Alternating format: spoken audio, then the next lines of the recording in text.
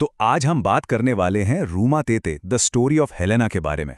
एक ऐसी कहानी जहां प्यार और डर की दुनिया एक दूसरे से टकरा जाती है। पर यह सिर्फ कोई आम भूत की कहानी नहीं है। नहीं, ये कहानी है दिल टूटने की, धोखे की और एक ऐसी रूह की जिसकी आवाज किसी ने नहीं सुनी। तो चलिए इस इंडोनेशियाई हॉरर रोमांस की परतों को खोलते हैं और देखते हैं कि हेलेना की कहानी हमें क्या सिखाती है। कहानी शुरू होती है एक पारंपरिक पपेट शो से। ब्री, जो हमारा मेन कैरेक्टर है, वो रावण के सीता के लिए प्यार को समझाने की कोशिश कर रहा है। तभी तैते उसे बीच में टोकती है और एक ऐसी बात कहती है जो जैसे हवा में ही ठहर जाती है। ये सिर्फ एक कमेंट नहीं था, ये एक इशारा था, एक रहस्यमयी चेतावनी जो आगे आने वाली दुख भरी कहानी की नींव रखती है। तो कहानी का पहला हिस्सा है एक रहस्यमयी मुलाकात। यहीं पर ब्री पहली बार तेते से मिलता है, एक ऐसी लड़की जिसकी आंखों में न जाने कितनी ही अनकही कहानियां छिपी हैं। उनकी शुरुआती मुलाकातें राज और रहस्य से भरी हुई हैं, जो हमें सोचने पर मजबूर कर देती हैं कि आखिर तेते व अतीत क्या है।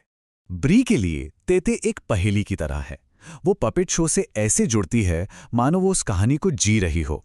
और जब उसे एक पारंपरिक म्यूजिकल इंस्ट्रूमेंट कराइंडिंग मिलता है तो वो उसे इतनी आसानी से बजाती है जैसे ये कोई मामूली बात ही न हो। लेकिन फिर भी वो अपने चारों ओर एक रहस्य की दीवार खड़ी कर रखी है। यहां तक कि ब्री को घर छोड़ने के लिए भी मना कर देती है।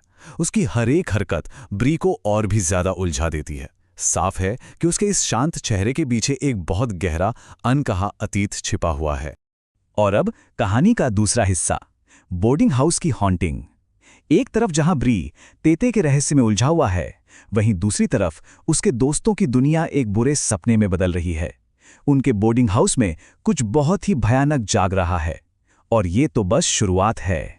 डर की शुरुआत बड़ी खामोशी से होती है। दोस्त देखते हैं कि उनका रूममेट नैंडो अपने कमरे में जा रहा है, बिल्कुल नॉर्मल। पर कुछ ही पल बाद असली नैंडो सामने के दरवाजे से अंदर आता है। सबके रोंगटे खड़े हो जाते हैं। अगर नैंडो यहां है तो फिर अभी अभी उसके कमरे में कौन गया? ये पहला इशारा था कि वो उस घर में अकेले नहीं हैं। और फिर ये डर और भी ज्यादा बढ़ जाता है जब नांडो की गर्लफ्रेंड एलेन उससे मिलने आती है।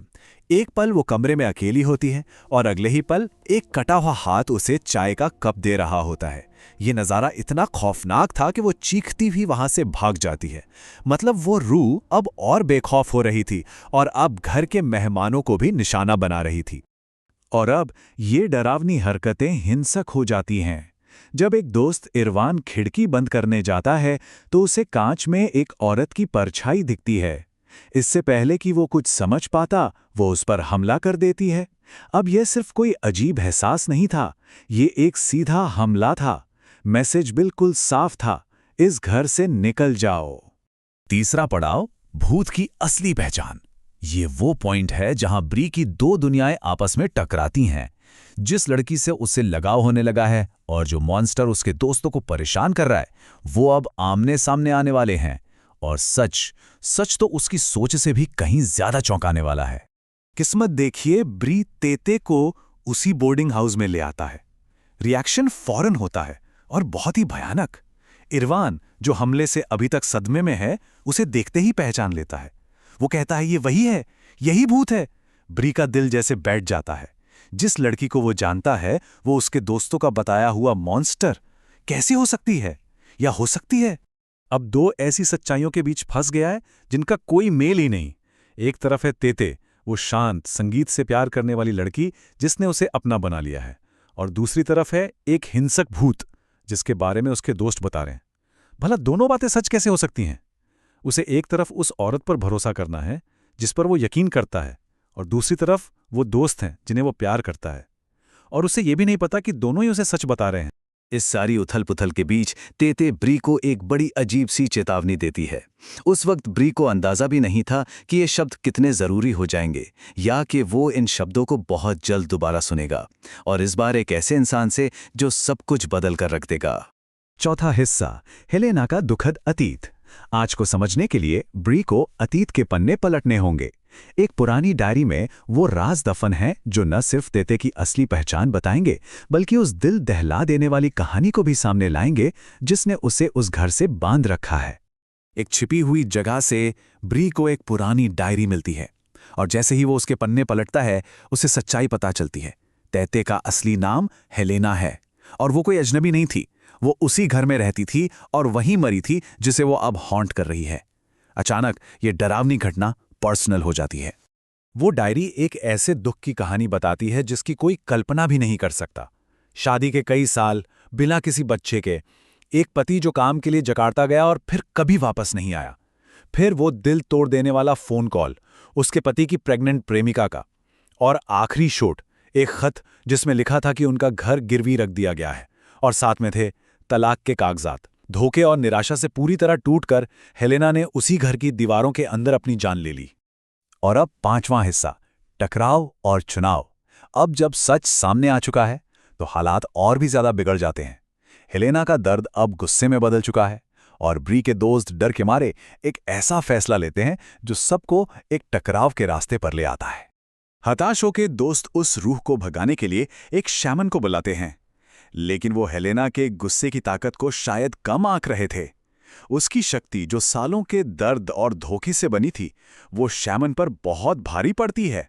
वो उसे गुड़िया की तरह उठाकर खिड़की से बाहर फेंक देती है। ये साबित हो जाता है कि दुनिया का कोई भी जादू इंसाफ के लिए तड़पती एक टूटी हुई आत्मा की ताकत को नहीं हरा सकता।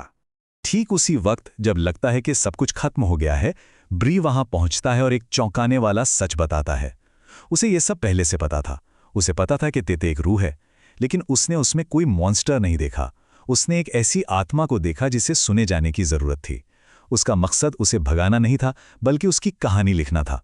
उसे वो आवाज देना था जो जिंदगी में उससे छीन ली गई थी। हेलेना, जिसे जिंदगी में पहली बार किसी ने समझा था, वो ब्री को गले लगाकर विदा लेना चाहती है, लेकिन तभी एक चेतावनी गूंजती है। अब ब्री के सामने एक आखिरी चुनाव है। क्या वो डर के आगे झुककर खुद को बचाएगा या फिर हमदर्दी दिखाकर एक तड़पती हुई आत्मा को सुकून देगा? और वो दोस्ते को चुनता है। ब्री चेतावनी को नजरअंदाज करता है और हेलेना को गले लगा लेता है। उस एक पल में वो उसे वो अपनापन और प्यार देता है जो उसे जिंदगी में कभी नहीं मिला। वो एक बहुत ही पावरफुल मोमेंट है जहां हमदर्दी डर पर जीत जाती है और उसके दर्द की जंजीरों को तोड़ देती है। छठा और आखिरी अध्याय, एक कहानी जो कभी खत्म नहीं होती। हेलेना की हॉन्टिंग भले ही खत्म हो गई हो, लेकिन उसकी कहानी तो अभी शुरू हुई है। ये उसकी विरासत है। ब्री के इस कदम से हेलेना की आत्मा को आखिरकार शांति मिल जाती है। वो एक तितली बनकर उड़ जाती है और अचानक सब कुछ साफ हो जाता है। पूरी फिल्म में जो तितली बार बार दिख रही थी वो हमेशा से हेलेना ही थी, एक खामोश पहरेदार। ब्री अपना वादा निभाता है और उसकी कहानी को रूमा तेते यानी तेते का घर नाम के एक किताब में अमर कर देता है, ताकि दुनिया उस भूत को नहीं बल्कि उस औरत को याद रखे। आखिर में रूमा तेते सिर्फ भूतों के बारे में नहीं है। ये कहानी है हमदर्दी की ताकत के बारे में, धोखे से मिले जख्मों के बारे में और एक अच्छी तरह से सुनाई गई कहानी के बारे में जो कभी नहीं मरती। और इसलिए हम इस कहानी को एक सवाल के साथ छोड़ते हैं, क्या एक कहानी वाकई किसी को अमर बना सकती है? क्या किसी की सच्चाई दुनिया को बताकर उसकी आत्मा को हमेशा के लिए जिंदा रखा जा सकता है?